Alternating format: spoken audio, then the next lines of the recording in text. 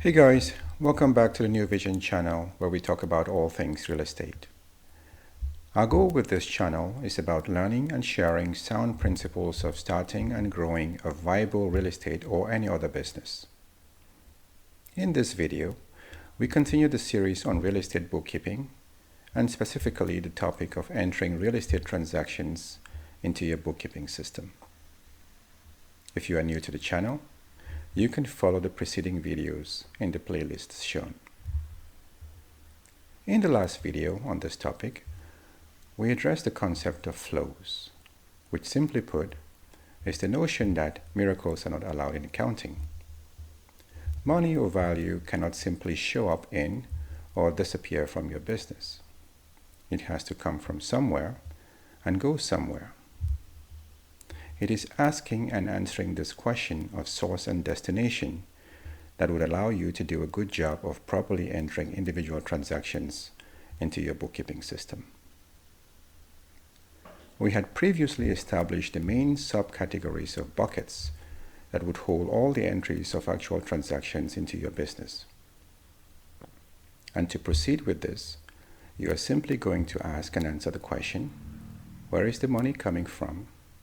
And where is it going? To illustrate, we are going to take a handful of typical transactions that will occur in your real estate business.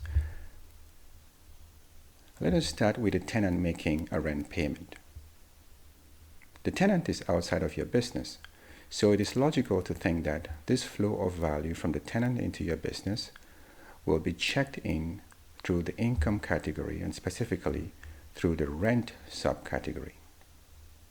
However, we saw from previous videos that these checkpoints are really just gateways, much like we have borders in a country for checking in and checking out of the country.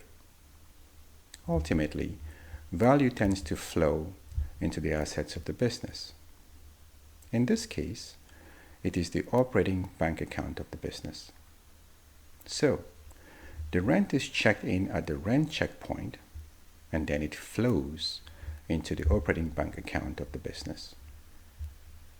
To enter this transaction into the accounting system, you would simply increase the rent income account by this rent amount paid, as well as increase the operating asset bank account by the same amount, and that's it.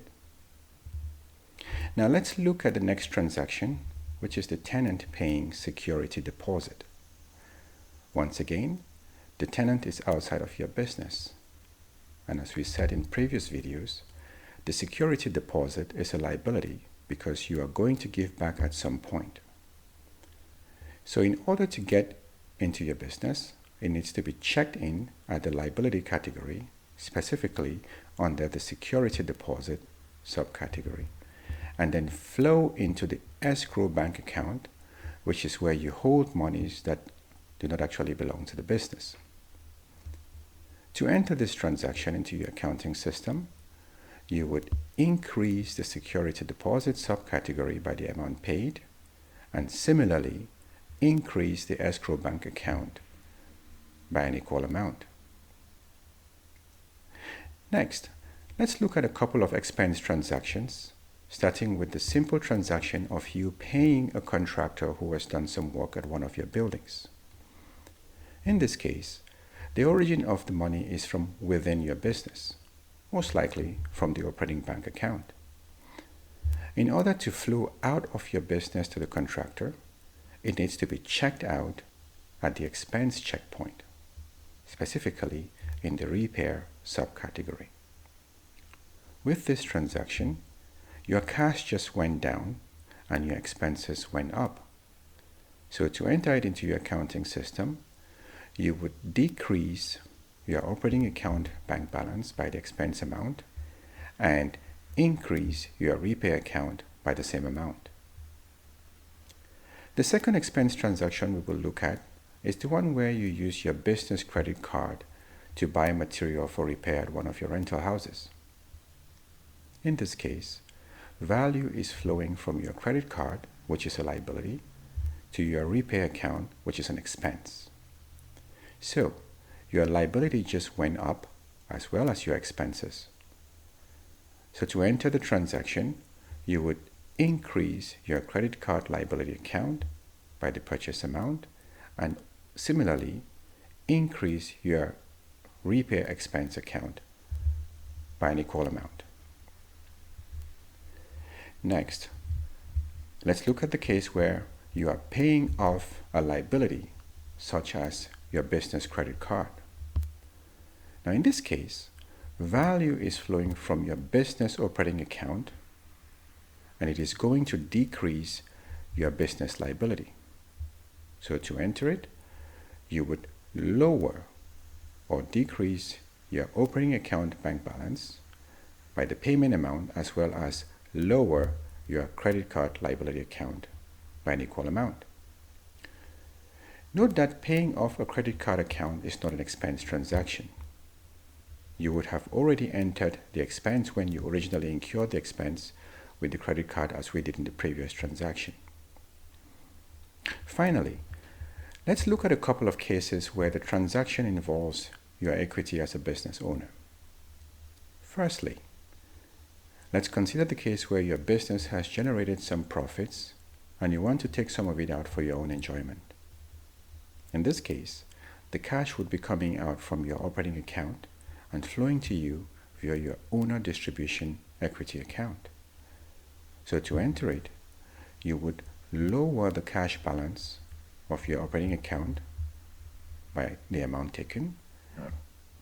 And because you are removing money from your business, your equity in the business would also go down by the same amount.